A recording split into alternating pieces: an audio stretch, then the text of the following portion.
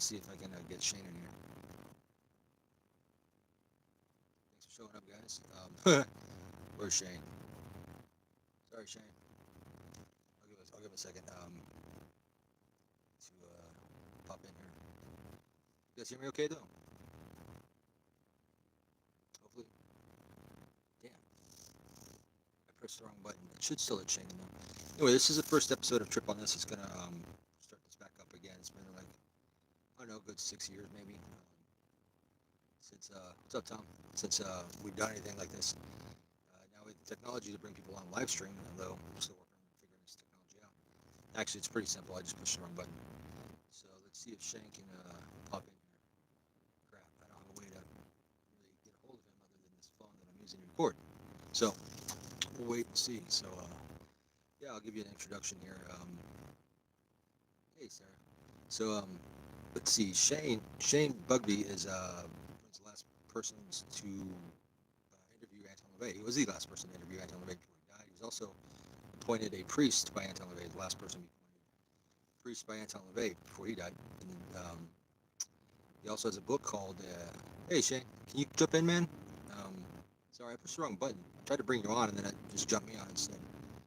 If not, I'll send you an invite again. I'll see if I can do this. I guess, there we go. I got you, Shane. I'll send it to your messenger here.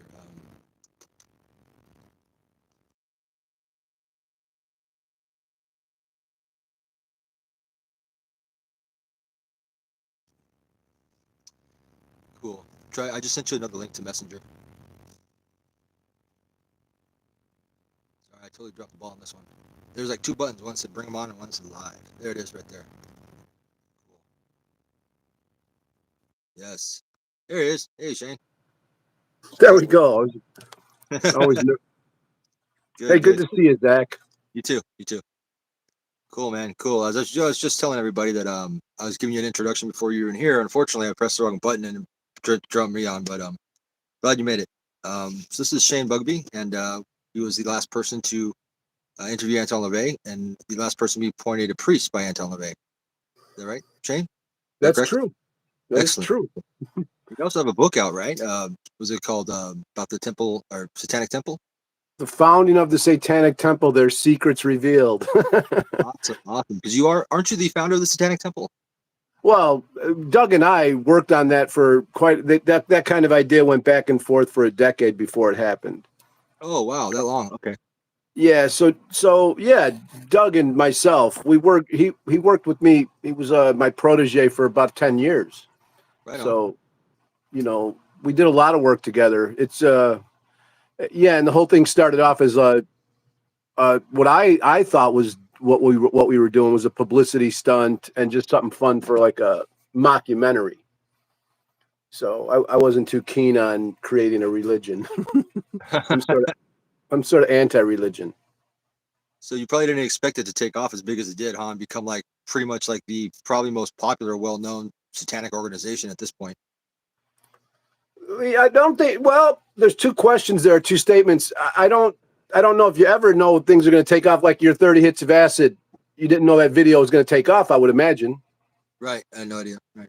Yeah. So you really don't know that that's going to happen when you're doing projects. I've been over 30 years of doing stuff. I've had a handful of things take off or be viral or be big or make international headlines. And you just don't know. You just keep throwing videos at it. And then all of a sudden you have a 30 hits of acid one. Right. So you don't know. But I always, when I get into it, I have that dream. Like, this is going to be it. This is going to be so big. It's going to move mountains. It's going to change the world. So I have that in a lot of things I do, that grandiosity. And you said something about it, the biggest well-known thing. I don't know if it gets more well-known than Anton LaVey. Well, that's true. I was thinking about like comparing like organizations like the Church of Satan to the Satanic Temple. I mean, right, but it all goes back to Anton. That's what I'm saying. Like it's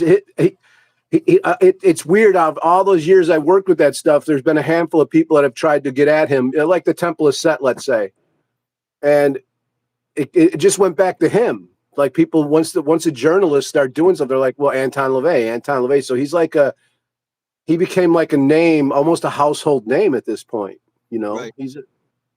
Yeah, I mean, no argument here. I mean, Anton LaVey is definitely the godfather of Satanism. So it's like, all the roots will trace back to him eventually. I mean, what do you think about the Satanic Temple? What's the book about? Is inside the Satanic Temple? What do you talk about in it? Well, it's about unraveling the bullshit that they put forward as the creation myth, and I think that in and of itself should let people know that they're a bunch of liars. Because they said something different than what it is, and so it just brings back it brings back stuff. It brings back to Anton LaVey, but it paints Doogie or Doug or Lucian as someone that most people don't see him as. And he's a person who wanted control, and he wanted to control people. I think there's a quote in there somewhere.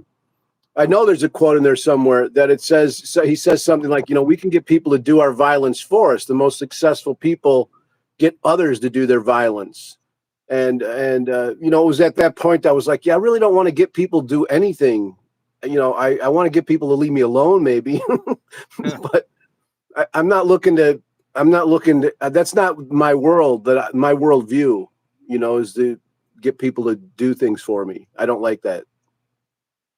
It kind of sounds like something I read from the Process Church or something like that. Yeah. Something along those lines. Well, okay. Huh. Well, absolutely. Doug was very influenced by the Process Church. The entire time I worked with him, he was obsessed with the Process Church. Okay. And their psychological programming and manipulation, and he went to school for stuff like that. So he's always had a bigger picture of how to control people, how to get people to dance for him, and I don't think that's so hard. I'm a marketeer. I'm really good at huckster stuff, marketing, and I don't think it's that hard to get people to move. My favorite black magic magician would be Edward Bernays. And he's the person who created the idea of propaganda. He's a Freud's nephew. And he used Freud's psychology to manipulate people to buy cigarettes, to buy liquor, to buy spaghetti in a can, SpaghettiOs. He understood, his idea was people need to be controlled. People want to be controlled. And he understood how to do it in a real sexy way, let's say, with colors, with sexploitation, stuff like that. So I like Edward Bernays. Claudia Berdella is in your chat, and Claudia helped with the book immensely. And Claudia helped out when they were 16 years old. They came to me and were asking questions, and I didn't know they were 16 at the time. It unfolded publicly, and then I was fine still working with them because it was about something they could find in the library, so I don't have a problem with it. It wasn't adult material, let's say. But Claudia has they are putting down a ton of information down there. I keep pointing down to the chat there. Hopefully when they post the video, it'll show the chat underneath. Otherwise we'll just look like we're pointing to our genitals, but Are you saving this video? Oh yeah, absolutely. Good. Good. It made me do that anyway. You're like the command to look, and talking about programming. It reminds me of Vance Packard for the Hidden Persuaders and stuff. What you were talking about. Command to look and stuff. Yeah, man, that's cool. That's cool, man. So you have a lot of interviews in the book too, right? We didn't get to talk too much about it when I saw you, but yeah, I remember you saying you had some interviews. I wish I would have grabbed the book. It's in the other room. Yeah. I have all of these people have worked for me, and that's the thing. When I did the book, I was like, wow, I really got something, because I'm the only one who spoke to all of these people. Like, there's journalists there's a book, a biography on Anton LaVey coming out in the next few months or next few weeks. And there was one that just came out about Boyd Rice being a neo-Nazi and stuff like that. So there's been a lot of people coming forward asking me questions. And the reason they ask them, they're like, hey, can I use this Carla LaVey interview you have? Can I use this part of the Anton LaVey interview? And they ask if they can use it. And what I found is I'm the only person who spoke with all of the LaVeys.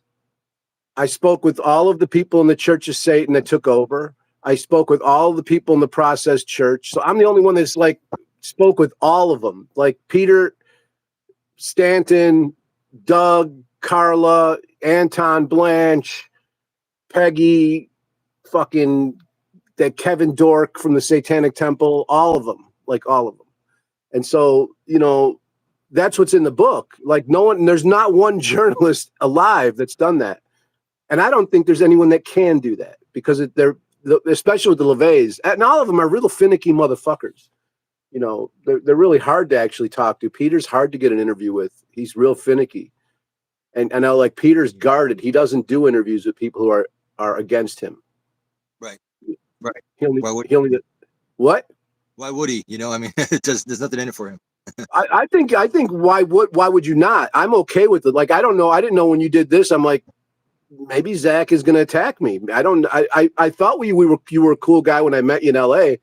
And I thought you were genuine. And I looking at your videos, you seem to be a real genuine, cool person, an artist and a journalist. And so I was like intrigued to do it, but I also am guarded. I'm like, this guy can hit me with anything, but I'm not afraid of that. And I don't know what Peter's afraid of, actually. When you're a public figure, so what?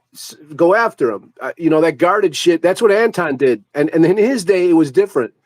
You know, what he did, I don't think what they did in the 50s, why would I do it in 2000? You know, I don't know why I would, you know? So, and now with bots and all that shit, this stuff can be made into anything they want. That's true. That's cool, man. How'd you go about meeting Anton LaVey? What? When did you meet him? Oh, wow. Those years, Zach, I've lived a wild life, much like yourself. Okay. It's a blur. In the 90s or? Yeah. Right before he passed away, the last couple of years of his life, I knew him. And I earned it. You know, I just like earned it because I'd done so much. I do so much. I still am productive. So I published a ton of stuff and was, very well known in the underground. And so a Nazi gave me the book Might Is Right, a literal Nazi. Today, everyone's a fucking Nazi. The word means nothing. But a literal fucking Nazi. Like did Resistance Magazine, George Eric Hawthorne, did the band Rahowo, Racial Holy War. He came to me and he wanted to take out an ad in the Milwaukee Metal Fest book.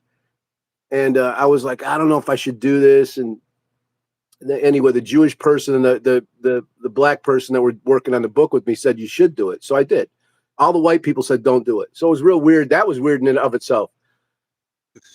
Anyway, I took the book and I'm reading it. At the same time, some other character gives me the Satanic Bible, and I had sold a bunch of them out of my gallery, but I'd never really read. I flipped through it and I was like, yeah, this is just common sense, whatever, you know. And I took it as that. I was just like, you know, this is cool, but it's big. It's common. It was common sense to me as I get it, you know. And then I found I was starting to read these books at the same time. It was just a fluke. And I was like, to the person who gave me the book, I was like, this is the same book. And anyway, then I was like, as a publisher, I'm like, I'm exploiting this. I'm fucking totally running with this thing. And I wrote Anton LaVey and threatened him. And Carla will tell you in the interview, she says, like, she's like, how did I get an interview with her? I threatened her. And I threatened Anton. I said, I'll expose this anyway. I'm going to tell people that this is where you got your Church of Satan from Might Is Right. So you can explain yourself in the introduction to the book, or I'm going to do it anyway. I'm going to put it out in ads everywhere. I'm going to advertise this around the world. I'm going to market this book, Might Is Right, around the globe, dude. I really found this book to be real interesting. And at the time, I found it to be an ultimate truth. You know, like I was like, yes, this is the way the world works. I don't necessarily believe that today. I don't not believe it either. I think Might Is Right. It has a lot of hard truths in there, but a lot of it's been disproven via science and other things. And so, anyway, that's how I came about meeting them, and it was real cool. It's been an amazing ride, dude. You know, yeah, sounds like it. Sounds very interesting. Yeah, it's been extreme. It's been extreme. Like there's an extreme pushback to Anton's philosophy and his people. Like I'm part of the last guard, so you could say like I'm one of his apostles. You know, the last guard is who carries forward his. You know, we don't all agree on what he said, but we all were given the authority to not interpret it, but represent it with authority. So when people speak of Satanism today, where does their authority come from? Doug's comes from me and Peter. I asked Peter to let him be a member of the Church of Satan. And that's how you got in the old days. You had to know someone. Everyone joined, everyone sent their money and filled out application. But until you had someone go, yeah, this guy's cool, you didn't get in. It was like a real deal like that. And so I got dug into the Church of Satan. He was a proud member for a long time. And so we're the ones that Anton gave authority to speak for this church, for Satanism, for his book. So Kevin has no authority to speak on this. He's pretending. And most of these people that work with the Satan, I would say all of them, unless they're from Anton's world, that are speaking for the Satanic Temple have zero authority. They just they're making it up as they go along. And that's might be cool too. I hear them and I don't really hear anything cool come. I wish I heard something great. I was like, I would totally love to hear something great come out of someone from the Satanic Temple. Like something where I would see on TV. I'm like, wow, that's fucking great. That is fucking groundbreaking. That is a way to say it, man. But all Doug talks about is the 0-1 dynamic, the Christian Satan stuff on TV, and he talks about politics. He talks about the status quo stuff. We're not about that. I would think about, and I hate this motherfucker, Boyd Rice, but think about what Boyd does. Think about what is he going to go up? When he would do TV, he'd do it with a rape fucking shirt. Rape. He'd go on TV, and he'd go on TV where no one wants him on TV. They're like, yeah, please don't come on. That guy's going to do anything goes day. That's right. Anything goes when we get on. So it's like, who wants to participate in talking about the status quo when you're a Satanist? You should be ashamed of yourself, actually. No, it's like with the Satanic Temple. I saw it like when I got involved, but I saw it like it just spun out into this like weird LGBT thing, and it just kept blowing up in like abortion clinics, and I'm like, what does all this have to do with Satanism, really? I mean, great, support the LGBT, great, so do most of us, but whatever. It's like you're kind of muddying the waters here and making people think this is a part of an LGBT movement when it's not. It's Satanism. But yes, I would say, when I looked over your thing, when I was like, who's Zach Black? Then I saw the 30 Hits Acid thing. I said, there you go. Go talk about that on TV. There's a story. There's something that is like not talking about. And I wouldn't say that the Church of Satan or Anton LaVey was very pro LGBTQ. Okay. He was very pro all of that. He was very pro people expressing themselves. So with that authority that he gave me, I would say he's very pro trans, all that. He was very much cool with doing what you wanted in as far as expression goes. Anton was an artist. Anton was a fry cook. You should relate to that. I hear you're a sushi chef, or you work as a chef. I don't want to put words in your mouth or anything, but someone said Zach makes great sushi rolls. Someone wrote me that, and he's good with that. Hit the knife in the kitchen and stuff. Is that true? Yeah. I haven't worked sushi for several years, but yeah, I am a fully trained chef. I did that for about a decade. That's what Anton did. You're doing exactly what Anton LaVey did when he was synthesizing Satanism. When he was a fry cook at a diner, and he'd look over the counter and listen to people and talk to them and make their eggs and give them their sausage. And he's talking to these people. He's like, that's where he came up with the salad dressing test. That's why it's brilliant, actually. These motherfuckers over the TSA make fun of him because they're Ivy League assholes that make fun of anyone who serves them coffee. They look down on anyone who serves them coffee or a sushi roll because they're a bunch of privileged bitches, So Anton LaVey was a working class dude, and he was very cool with human sexuality in all forms, in all perversions. He just understood. When I mentioned the LGBT thing, I was referring to the Satanic Temple, like how the right. Satanic I get that. You're right. Okay. I get what well, I'm just making sure that I spoke about that sexuality part, but you're right about the Satanic Temple. They're very political, where Satanism isn't political. Right. It's kind of confusing to me. It's like, what, I mean, I got the monument thing, the whole Baphomet monument. I got that part. Like, okay, yeah, force the, separation of church and state, get the 10 Commandments taken down. But then it's just like, after that, everything just got kind of silly. It seemed like the after school programs for kids and stuff. It's just like, what it serves as is a glorified law firm. Kevin and them they're lawyers at Harvard, so they're looking to get onto big cases, to do civil to sue the state of Arkansas for millions of dollars. They're looking to do stuff like that. So they created an entity that could be discriminated against. Gotcha. And, I testified against them with the Arkansas statue. Like I went and worked with the right-wing Christians on that. I was fine to do that because Anton wasn't for say Anton wouldn't want a monument to himself made. Like when the Black House was going to be lost, when he passed away, there was an idea that we were going to save it. We were going to all make sure it got saved. We're going to get the money together and save the Black House. And when that started to happen, all of the now these are the old guard. I'm the last of the old guard. Okay, so I was the youngest, and it was sort of funny. I was just paying attention. I was just watching all these old timers go at it, and I was learning. And they were like vehement. Most of the old school people were like, Anton would not want this. He does not want to be that. That's not what this is about. He didn't want to be remembered like he wanted his only thing he needed remembered is his book and his philosophy. He didn't want a house to stand there, a rock, a tombstone. He didn't want any of that shit. So when you're talking about putting up these monuments, you're talking about creating a 0-1 dynamic Christian fighting Satanists. And he didn't do that. He was like, when I'd do stunts like this. Like, I'm going to burn a Bible on TV. And he's like, but we don't pay attention to them. We don't care. We don't care. Why would anyone that represents me burn a Bible? We don't care about the Bible. We care about pussy.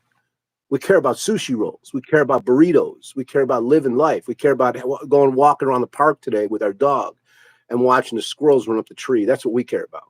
We care about right now and the joy we're having right now and how to keep away from garbage and garbage people.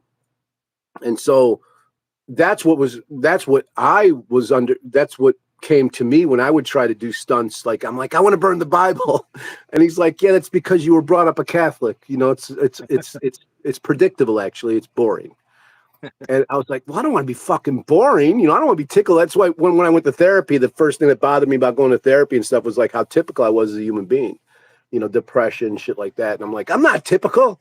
So when Anton posed it like that, like, it's just boring and typical. Of course you're going to burn a Bible. You were brought up a Catholic, boring. What can you do that's not boring? Right. That's funny. When you mentioned trying to raise money for the Black House, I remember I had just joined the Church of Satan in '94.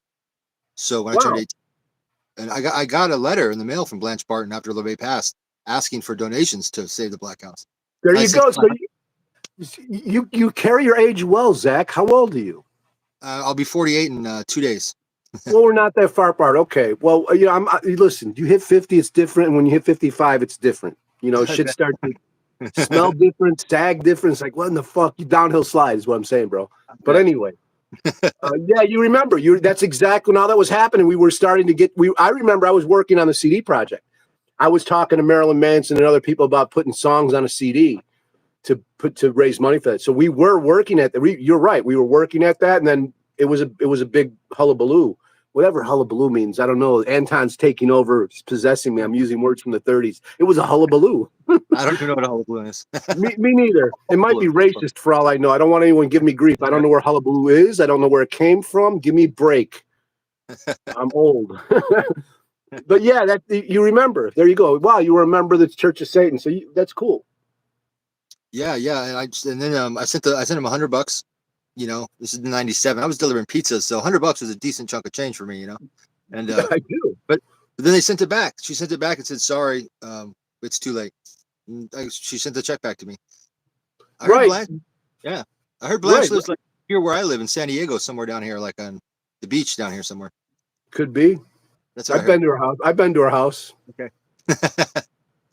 Yeah. I wouldn't tell anyone where you live, but that's a Chicago thing. Okay. You get killed for telling. In Chicago, we don't like information. We don't want information. We don't give information. We don't know who he is. Why in the fuck you asking me where he is? Who the fuck are you asking me where she lives? That's how that would go in Chicago. Like, the fuck is this? This motherfucker's an op. He's asking for addresses. Right. Is he a cop or what? Or something. You might have the guns out. You might be looking to tap someone. So it's like that's true. We don't talk in Chicago like that. Gotcha. So that's not, but Blanche Out of everyone in the COS right now, of the old, I appreciate Blanche. I don't like Peter. I don't like Peter. But Peter's a real smart guy. He can definitely talk about Satanism, but he comes from a different socioeconomic situation than us, than you. I'm a working class. I come from plumber stock. Okay. So we come from blue collar. I don't know where you come from, but as a chef and a kitchen person, you're blue collar. You're hardworking. That's a hard gig. And so Peter comes from somewhere else. He comes from money. Gotcha. And so he represents that class while he's running things. He's a different kind of guy. Anton was a lowbrow artist. So I don't consider Peter an artist. I consider him a trained musician. Okay.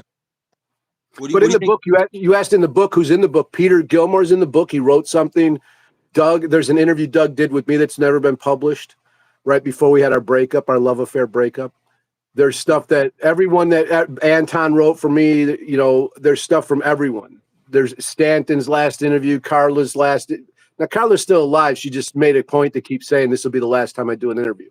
So that's why I say it's her last interview. So I imagine that, Zach. I got Anton's last interview, Stanton's last interview, Carla's last interview. That's crazy. That is crazy. And it was a mistake. I just fell into it. You get to meet Xena? Xena and me never had a great relationship. I met her early on before I was even a member of the Church of Satan out in San Francisco at art parties. I would meet her and say hi to her, like a kid, like, hey, I'm into Satanism. I know I'm Marilyn Manson's, some stupid shit like that. But we never got into a deep conversation, and we don't have a rich relationship. Like me and Carla have a very rich relationship. Stanton, me and him had a decent. We had a rich relationship. I would say. I wouldn't say it was decent, but it was all over the place. We went to war. We wanted to kill each other. I'll tell you, I was with Stanton, motherfucking dickhead. Yeah, we got to go do this. I got to go to his friend's house. He goes and fucking rips off an acid dealer. It's like, we just drink. He's like, the guy loads up his trunk with all this shit, and Stanton gives him a bunch of like posters, signed posters, Anton LaVey artifacts like that, and gives him a big bunch of drugs and all this shit and a bunch of acid. Stanton takes all these gel tabs, fucking tripping his face off. And, he's like, I'm too fucked up. And I'm like, I'll drive, because I'm the responsibility of the responsible, right, baby? I stay sober in these situations because I want to live. and in order to stab someone, you got to be sober. To win the knife fight, you got to be sober. So it brings me this drug den, drug dealers, fucking barbed wire fence around the guy's yard, shotguns everywhere. And he's like, just drive away. I go, the guy said he's going to come be right out. He goes, yeah, just drive, go. So, and I'm so pissed off about it. I'm like, dude, what in the fuck, dude? Why would you bring me into this dangerous situation without telling me? But there's Stanton for you. Wow. Sounds pretty gangsta, kind of thuggish. I mean, that's kind of, I didn't know him personally. So I heard his reputation precedes him though. I've heard of his. His reputation is, but the one thing about his reputation he doesn't get credit for that he was smart. I knew Stanton for decades, so I always say he's a smart young man. Okay. But I knew him when he was running the Odium and stuff like that. And we had run-ins throughout the decades here and there. Stanton was a very smart person. He never gets credit for that because he always presented himself as thuggish. Mm-hmm. Stanton was very well read. All of the LaVeys are very well read. They're all intellectuals. They read books constantly. They're constantly studying. They're super fucking smart. They're intellectuals. They're the avant-garde. They're intellectuals and they're really smart. So Stanton was that. And Stanton had a big heart. Big heart. Yeah, so Stanton was a real cool guy, but the other stuff, he was also a real vicious guy. Okay. And yeah, it was thuggish, but I'm okay with a lot of that stuff. I've had my problems when I was a younger kid. It's part of life, it's part of life's experience. Yeah, I used to kick down apartment doors and help people steal shit. So it's like a Chicago thing, maybe. I totally oppose that, but you raised the wrong way. You know how that goes, Zach. Maybe you don't, but you either figure out a way out of that kind of stuff or you go down with the ship. And I wasn't going to prison and I wasn't going to die and I didn't feel like killing people. anymore. I'm joking. Yeah, I probably made the right decision. Otherwise, you probably want to be here, right? Right. And I think that's one of the redeeming qualities of Satanism amongst what I found is that it gives people, the outcasts, the people, the outliers, the people who have been shunned in community, the people that don't fit in for whatever reason, for mental health issues, for whatever it is, it gives us something to cling to when we're having these moments of peril, these moments of indecision. It gives us something to cling to. And for me, like spirituality or religion to me is my artwork, creation. But my foundation seems to be Satanism.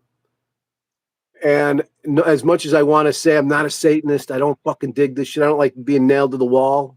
I don't like a name put on me. I don't like a title.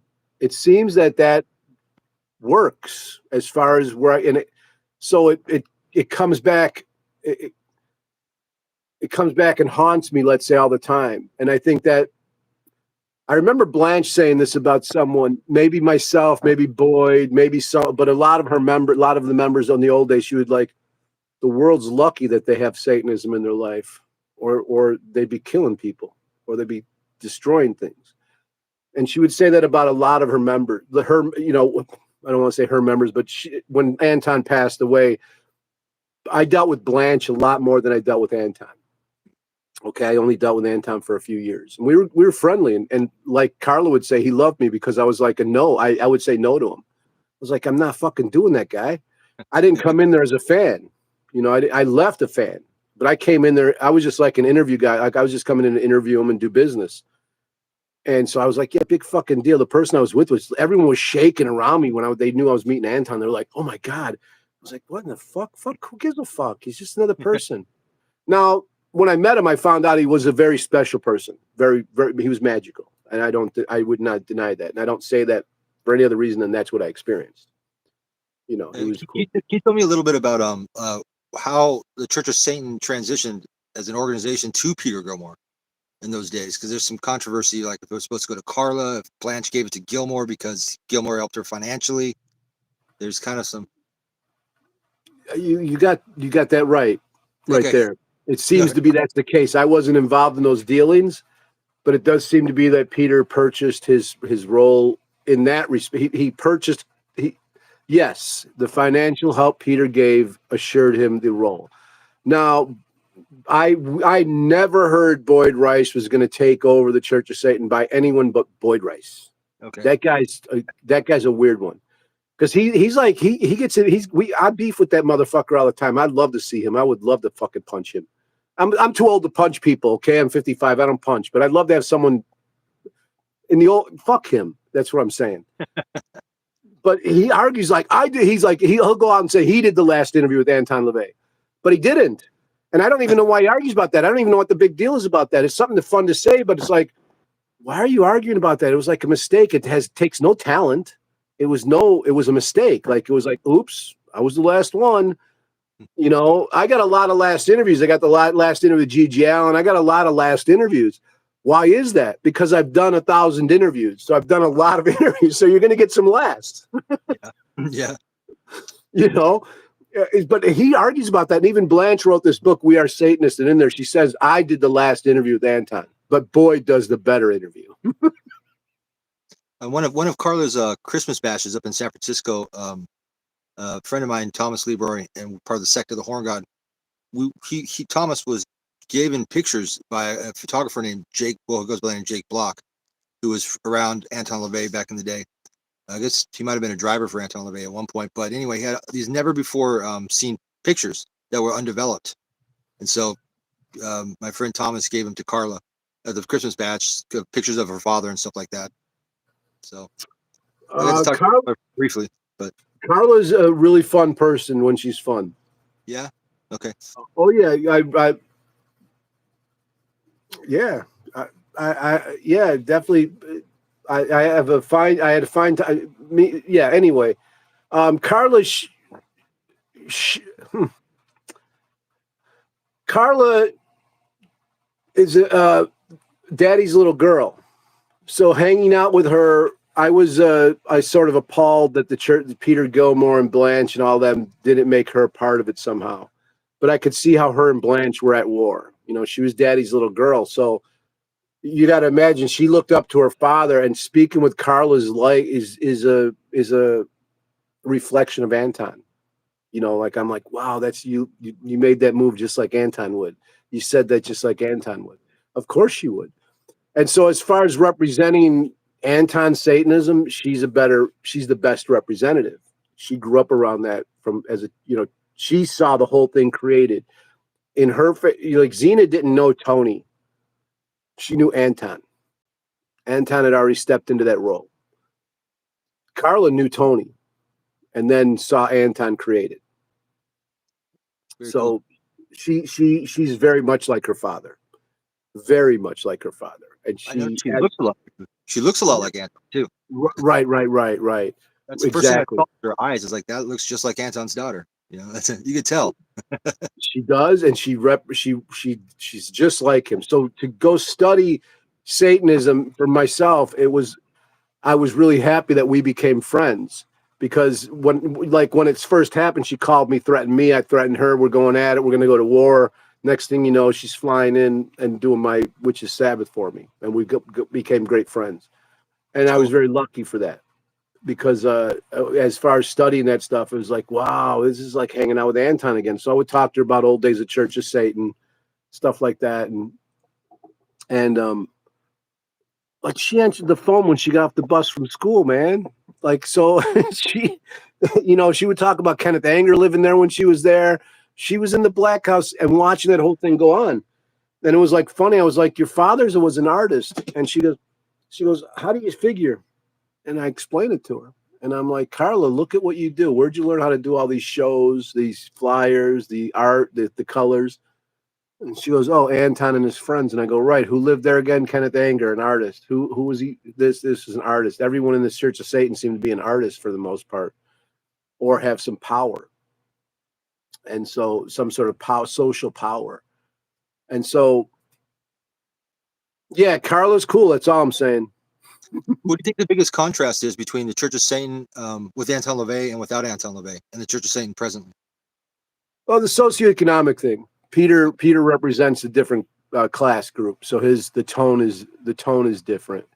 You know, they look down on certain things, where Anton was able to phrase things in a way that was considerate of the working class. And I don't know if Peter has that in him. Peter uses very big words. So I feel when he does that kind of stuff, it has an air of insecurity. And Anton, the genius of Anton's Anton. Anton was born to do this. For some reason, it happened. No one can replicate what Anton did. Try as you may, say no one looks as sexy, no one does it as well, because it was like it's like Salvador Dali, Picasso. Certain people are just born to do what they're doing, or they let life pull them along, and they don't step into a role, they create it. So that the big difference is, Anton overshadows him always. Anton overshadows everyone still, which is remarkable to me. Like when I look at the Satanic Temple or Peter or anything, it's remarkable. As and then I just look at it within artist realms. Like certain artists are always going to overshadow their peers, their so-called peers, no matter if their peers are better or not, smarter or not. And the genius of Anton was he was able to boil down real complex things to a tweet, a sentence or two, and I don't think Peter can do that. I don't think many people can do that. That's a genius thing to be able to take a book and make it a sentence. Right. Which, hence the Satanic Bible is boiled down, right? Pretty condensed. That's what I'm saying. Easy to read.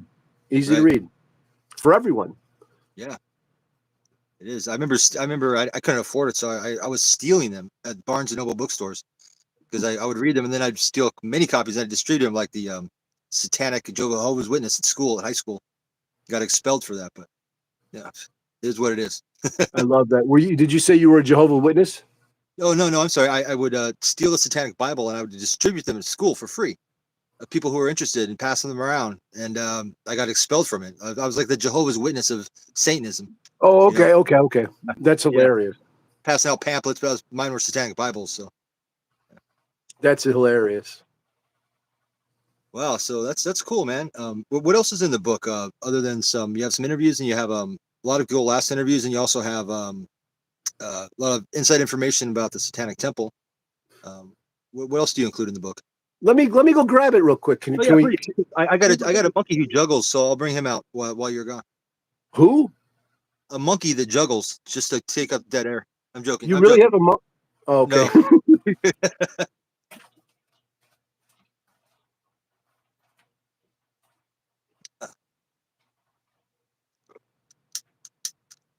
It's a cool book. I got to flip through it when I met him in LA a couple weeks ago.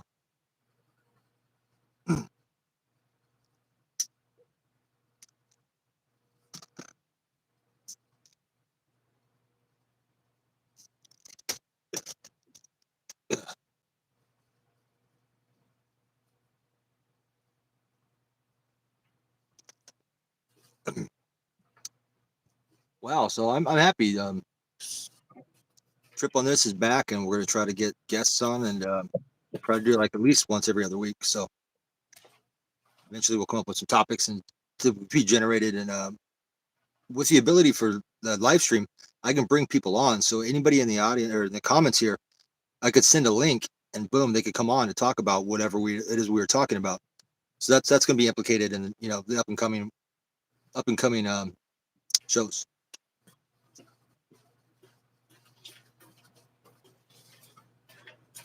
All right, Zach. Thank you very much. No problem. First, I'm going to show you something cool. Right here. This is all bagged up. This is Claudia Berdella's take. This is what I'm giving Claudia for helping me with the book. But this is the original Might is Right that I took. This is the Lumpanics edition. This is the one I worked off of. Wow. You can see how beat up it is. Wow, that's what's that from the 30s? Well, no, it's from. It is. I have the old one. I collected, but this is from Lumpanics. Okay. Oh God, it's 1984. But look at that. Oh, I'll show you this right here. Oh, that's cool. It says "Suck me, fags." Hey, everyone, stop! It was 84. Okay. 84. But it's over. I wrote that over there, because I'm republishing. So I'm like going through this, going, okay, this is what I'm going to do, and you can see the cross marks every time we type the chapter. So this is the one that I took that from, and this is the book that when you hear that 24-hour radio show, the real controversial one people talk about.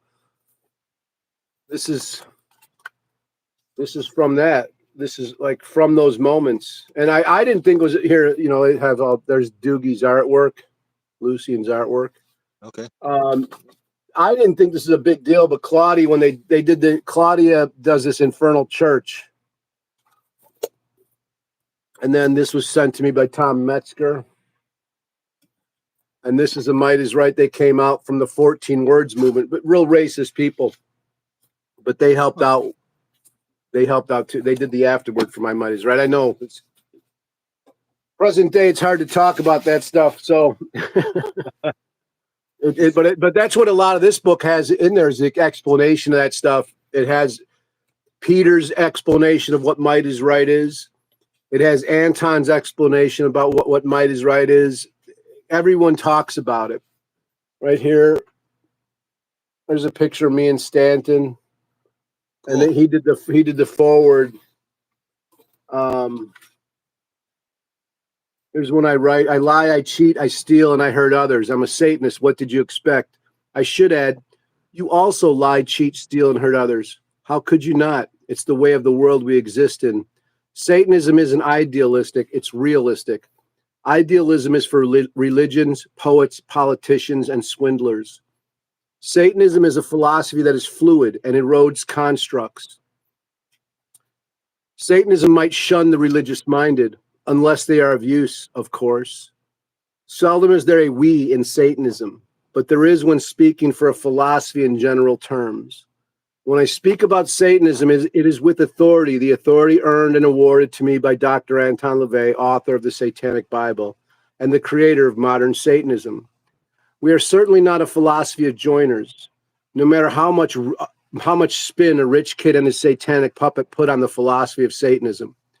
We are, however, a pleasure-seeking intellectual horde who struggles to understand the difference between personal power and the illusion that great magicians create of power, that most are tricked into climbing.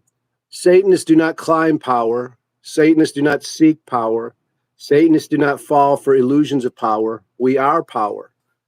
And we are the creators of the illusions of power. From politicians to soda pop, Satanists seem to be able to trick you at your own game again and again. The satanic philosophy is a mirror of the world in which we live. The Satanist sees the big picture in a universal Carl Sagan pale blue dot kind of way. There isn't a good or evil within Satanism, only is and do. Doogie is a Satanist, probably the only one involved with the Satanic Temple. Doogie is also considered a Judas goat. He is desperate and a danger because of that desperation. Spinning stories for money, not for progress. Working for a glorified law firm called the Satanic Temple, and as a tour guide for the Chamber of Commerce of the sleepy Halloween town of Salem, Massachusetts. I stopped liking Doug when he suggested we turn people against one another. To what end, I thought. I can only imagine, much like a child, Doogie is looking to see how far his power can go, and, with sadistic intent, angry at a world that took his eye. Satanism isn't a bully pulpit. Satanism isn't a tool for the bully or the politician. It's the Satanist that proclaims they are a wolf that should be treated as the dog they proclaim to be. Beware of those who only know tooth and claw. They are corrupt and of the past. Satanism is pleasure-seeking with an intellectual base. War is for the ignorant. Satanism is there to capture your imagination. Living out another's imagination is the antithesis of Satanism. When the Satanic Temple was created, we used the word religion because it's a word of authority. Remember that. If you're attracted to religion, you're probably into lording authority over others, or into having authority lorded over you. And the religious only have to agree with their chosen religion to be granted the mystical authority of a god or deity by that chosen religion. This kind of foolery is most attractive to the poor and downtrodden. Don't be fooled by the religious zealots who claim peace, love, and freedom as they spout their religious beliefs. Satanists will forever be the adversary to those who might want us to believe or to follow. Religion is where rules are given and thought goes to die. As religion dies a nasty death, Satanism is alive and well. We must enter the age of undoing individually and with thought, imagination, and intelligent actions. But of course, I could be lying. And there's my introduction to the book. I like it. Thanks. Sounds great. Sounds great.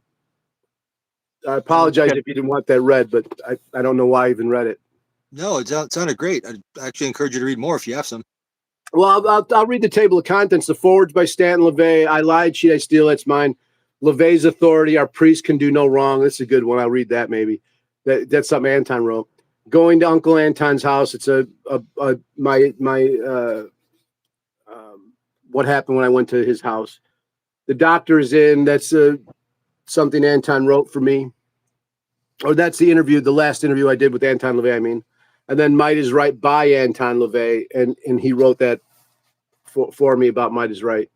And then the next chapter is Might is Right. So the first chapter is LaVey, then Might is Right, A Match Made in Hell by Peter Gilmore. The Nuances of Hate by me. Aryan King, I don't know who wrote that, but there's, I have to look for that one. 50, I might as well do that now. Oh, that's something me and podcast host went back and forth. So there's a lot of transcripts of podcasts or interviews, stuff like that. Love that book, Sean Potter says. Good, Sean. The Nuances of Hate, Peter H. Gilmore interview. King of the Underground is something about me. Doug Mesner interviews Shane Bugbee. That's Doogie or Lucien Greaves interviews me. Pioneer Podcast, that's an article about me. Interview with me. Doogie defends Shane. Doug defending me. And there's this great piece in there where he goes back and forth defending Anton LaVey, Might is Right, and myself, and it all contradicts everything he talks about today. And it was from this Willie Nelson contest I entered a long time ago, where I did this video for something I forget what it's called now, some peace movement, some peace thing, give peace a chance or something like that.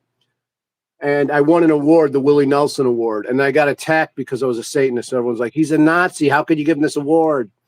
He's all these, just Satanist. How could you give him this award?" But Doug defended all this stuff back then, and the same stuff that he makes fun of today or harasses. Then the Shane goes to Harvard. It's an interview. It's an article about me going to Harvard, speaking at Harvard, working with them. Religion, Master and Slave Relationship. That's an article by me. Lucy and Greaves, Part 2. There's a transcript of the Alphabet Show where we talk about eugenics. There's Radio Jihad. I forget what's in there. There's another back and forth with me and Doug while I'm at Harvard. Culture Vultures. That's where I talk about the Harvard people being culture vultures. Kevin, rich kids are always culture vultures.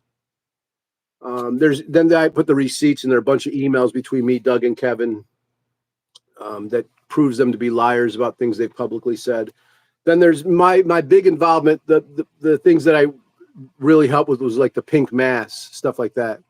And that's where things took off for everyone, with the pink mass. Conjuring Confusion by Peter Gilmore. That's an article he wrote.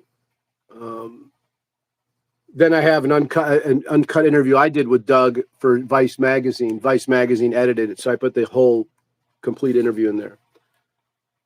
There's a bunch of stuff about the Arkansas case and how I testified against him.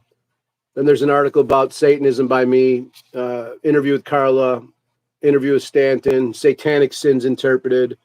And yeah, look how big this fucking thing is. Yeah, it's quite a big book, man. It's much of the collection you got. Yeah, and I had Anton write the afterword. Great, awesome. Who did the artwork? What? Who did the artwork? Nick, and it's hard to read his name. It's Nikgernert. Nick Gernert. I don't know how to say his name. I'd have to hear it from him saying it. But he's on Instagram. His artwork's great, and I just fell in love with his artwork because it looks very 70-ish. Yeah, I like it. I like the psychedelic looking. Yeah, man. So I love that. Yeah. So this introduction, I had an AI write it for me, and this was like a year ago. So I think I like to think I'm the first person to do something like that, But I was like, write it. I'll just read the prompt. Anton LaVey, Modern Satanism speaks from beyond the grave with the help of an AI bot, as Anton predicted and would have loved. AI prompt: combine all versions of the book blurb on the exposing of the Satanic Temple into one blurb and imagine it written as if Anton LaVey was speaking it. And then it goes on. Should I read that? Sure. I'd like to hear it. Okay. Sex, lie. I was reading it like Anton LaVey. Sex, lies, and useful idiots. The founding of the Satanic Temple. Their secret beginnings exposed. Is a bold and insightful expose as told by Shane Bugbee, the creative force behind the Satanic Temple, and personal friend of mine, Anton LaVey. As the last person to be ordained by me as a high-ranking priest and with authority to speak for me and my philosophy, Shane provides an unparalleled glimpse into the inner workings of the Satanic Temple. This book, my friends, is a must-read for those seeking to grasp the full extent of the power and influence of modern Satanism. As the creator of this philosophy and mentor to the author, Shane Bugbee, I can assure you that this book offers a unique and unparalleled look into the teachings that I imparted to my followers. Whether you are a seasoned devotee or simply seeking true occult knowledge, this book will provide you with the insights necessary to start your journey in the understanding of the intricacies of a philosophy I created, as well as the truth behind the origins of a group that is antithetical to Satanism, the Satanic Temple. So I implore you, read on and discover the truth about this often misunderstood religion. Anton LaVey, bot help to imagine. That's cool. Yeah, I loved it. I thought it was funny. So anyway, I amuse myself, Zach. Yeah, right. What I'll do is I'll drop the link in the video description so that'll be there for people to get the book if they want to purchase it. Thank you. When are you going to do a book? Man, I can't write. I've tried. You got bots. Yeah, I'm gonna have to have some. I'm gonna have to have a ghostwriter. I think I can talk a lot, but You should have a ghostwriter. You have Zach. That's not. Don't put that on you. Like I can't write. I can't write either. I can't spell. I went into publishing without even I do Mike Lump publishing, and in the old days, I'd put out zines and I read back. I'm like, oh, they're atrocious, bro. Bad spelling, bad grammar, everything. And people would attack me all the time, but I felt the need to express myself that way. And I did. And I've been a publisher for 30 years and I was a high school dropout. Okay. But I also found out within the publishing world quite often you have ghostwriters. I've written for like Vice magazine. I've written for legitimate publications to get paid, and I can turn things in that are horrible, and an editor fixes them. Oh, okay. Someone will fix it. I didn't know that. Okay. Yeah, and with AI, you could really help yourself. You can write something the way you want it and say, "Hey, can you help me fix this where it sounds a little better?" Write it with like you ask a bot to write it with the combination of Hunter S. Thompson and Edgar Allan Poe voice, and it will. Wow. So Zach, you collected a ton of information. Someone's going to use it at some point. Someone's going to use these interviews you've done. You told me you did one of the first interviews. Look at that. Claudia's offering. I would help you make a book. Shane can confirm. I know how, and I'm able to. I helped make the one you're talking about. Right there, Zach. Claudia runs the Infernal Church on Discord. Claudia would be a great help. Those young people on that Discord would all help you. They'd chip in, they'd jump in and help you, and they're real cool. They're real cool, Zach. So I would suggest, I don't know if you're toxic, toxic like I've been, but the one thing that helped me move along in my life and not go to prison was the ability to ask for help. Gotcha. Which is real hard for men. So thank you for the offer. Thank you. Yeah, Claudia's real cool, yo. I tell you, I would definitely co-sign for Claudia any day. For sure. So you have stuff. You're collecting these interviews, and you saw the Satanic Temple firsthand, and you were involved in the Church of Satan. Like you're involved in this since you're 18, bro. Right. So you have insight that you can share, and it's reasonable, and not like a lot of these kids that. Look at these people writing books on Satanism right now from the Satanic Temple. They don't even know what it is. They're fashionable. They just jumped in. They're like, oh, it's cool. And they're becoming the authorities. So if you don't write your book, you suffer the consequence of that, or what you've devoted a lot of your time in life goes away. It turns to dust. So you can be a brick in that, or you can be sand. I'd say be the brick. It's interesting. I like this Satanism. Like Satanism back from like the 80s and 90s, the S in Satanism used to stand for sinister, in my opinion, right? It had that kind of aura with the whole satanic panic, but now it's like the S stands for sissy. It's like, it kind of, in a sense, it's just like. I like what you're saying there, but the S always stood for Shane, as far as I'm concerned. Yeah, right. That's true. But I understand what you're saying. I don't mind I don't know. I don't mind. I think part of what Might is Right was missing was compassion or empathy. And that's a concept that I came up with as speaking with Doug, which is in those emails. And he went and ran and used it in his thing. But if you watch animals, they don't act as perverse as we do as humans. Humans are a really bad animal. We're really fucked up in the head. But eagles, I lived on the coast of Oregon for a while. I lived amongst wolves in Minnesota, where I'd watch wolves walk down the alley with deer heads. And to watch that kind of real predatory prey behavior firsthand, they are a symbiotic relationship. There's not a hate. And they don't overeat. They don't kill to kill. They kill to eat. Like there's something beautiful in it, much different than our existence. And there is the eagle does have like an empathy or compassion for the salmon that it's about to swoop down on and kill and eat. Yeah, I mean, I didn't mean to suggest that Satanism has no room for compassion or anything, but like as far as like what I mean by sissy is like the whole blowing up LGBT thing. That's like basically covering like the Baphomet with rainbows, and like it seems like that gets like stage one now. When I look on like YouTube or something like that, it's like these LGBT movements and stuff like that that's blended Satanism into it, but yet there's really nothing satanic about this except for maybe self-expression or mean, Oh, I don't okay. really get what's going on with that.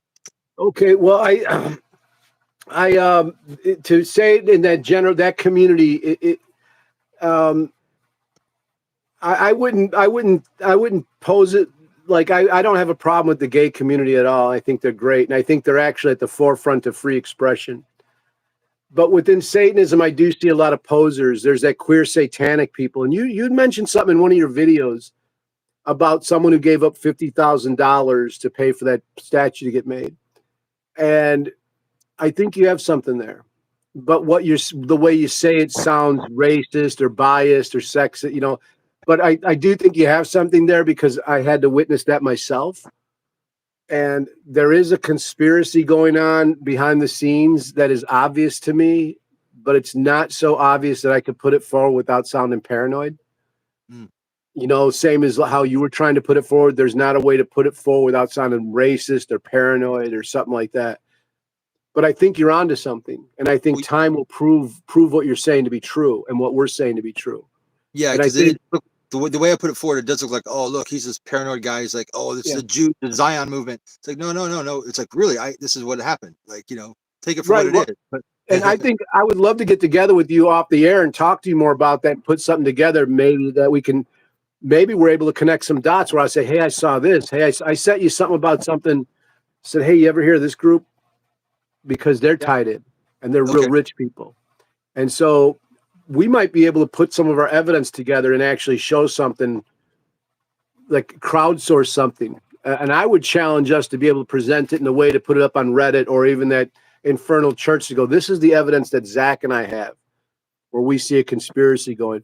Because, that queer satanic stuff, they are co-opting the word Satanism just to have a say, just to talk about things. But when you talk to them, they're not Satanists. Same with the Satanic Temple. They're a Christian organization. And that's what Claudia can talk more about that. Claudia has a lot of proof to that. When the Black Mass happened at Harvard, a lot of anarchists got involved. And I warned Doug about that. And at that time, I remember a Jesuit priest interviewing me and asked me a lot of questions about the Satanic Temple. And after that, a lot of weird stuff started happening. And so there's definitely, and now not a lot of the people that are listening aren't going to understand this or believe it because they live a mundane life. But there's something that should be obvious to it. You can't just go out in a society that has God in God we trust on their dollar bills and go, we're Satanists, we're anti-God, we're anti-religion, without some blowback, without someone pushing back. And there's a whole history of like COINTELPRO. There's a whole history of our government pushing back on counterculture movements like the Black Panthers, the Yippies, or Church of Satan stuff. And so it's not unrealistic, even though it sounds paranoid and unrealistic, that religious people of Jewish folks or Christians or anything like that would want to try to stifle Satanism or control it, because Satanism is something that erodes constructs, as I said in the introduction. And so we're looking to erode those things. We're looking to get rid of those control mechanisms and have people branch and be more animal, be more free. Right. We're trying, Satanism is about freeing humanity up to be the humanity that they are, not that someone wants them to be. And the people that want us to be something are going to fight back. And that's just human nature. That's power. That's control. And so they are going to fight back, and they are fighting back. And I've been run out of towns. I've taken hits. And one thing I can tell everyone out there that might talk shit about that stuff is that Anton LaVey, as much as he had a great time in his life and he always found a place of joy, he had a lot of pain because of what he did. Crowley had a lot of pain because of what he did. A lot of occultists they get beaten up. They get the shit kicked out of them by society because they're willing to go against society. And when you push, the universe pushes back. When you push, there's a pushback. It's just like the way it goes. And so, a lot of the old guard, the Church of Satan people that were public, have been beaten up or pushed back on. Boyd, all of us have had the shit kicked out of us. but we persevere. We push forward. We find creative ways around things. We slither around. We're like slippies, like Stanton would say. We're slippies, and that was the Manson family. They weren't hippies. They were slippies, you know. And so, you know, and that's why I say, like, Satanism isn't really a religion. It's a philosophy. Religion you could nail to the wall. And like Anton says, you know, you can't nail a Satanist to the wall. And I really took to that within Satanism. That's where, like, I related to things. Was like, yeah, you know, I really don't have a, I don't have a set. I'm not a liberal. I'm not a conservative. I'm for what works at the moment. You know, and so, you know, I like things. I love things that Bernie Sanders. I was a big Bernie Sanders fan, but I also I see things that Trump says, and I'm like, that makes sort of sense. And I see things he says, and I go, that makes no sense. But I see that with every politician. I'm not so like everything they say is great, Right. you know. But I do love AOC. I love a lot of. I'm a people person. I'm more of a socialist. I am a socialist. I'm more. I want things. I want to fund art. I want to fund. I think housing's a human right. I think food's a human right. I think water's a human right. I think education's a human right. So I am on that side of things. But I can also be conservative as well. Very cool. All right, Shane, I think we'll wrap this up, man. We got over the hour here. Thanks for having us on, or thanks for coming on. And I'm going to drop a link to your book and any other pertinent links that we can talk about, and I'll arrange that so it'll be up there for everybody. Hey, Zach, I really want to thank you for everything you've done throughout the years. I you know, looking over your history, you've done a lot of work, and you may have also suffered some blowback from being a Satanist, or maybe not. I don't know. But I really appreciate your work, and I hope you continue to push forward on your podcast. It's really needed in a time of hucksters. And I don't even want to give them that name, hucksters. You know, these bullshit artists from the Satanic Temple. You're needed. And you do really great work, Zach, and I hope you do a book someday. And I hope you work with Claudia on getting some of your material out there.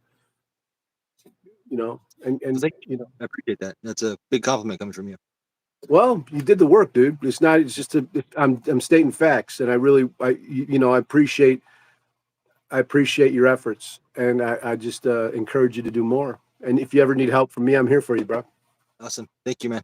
Thanks for everybody tuning in, and this will be up probably within a matter of 20 or 30 minutes. It'll be processed. I hope to hang out with you when I get to California, bro. Peace. Absolutely. I'll be here.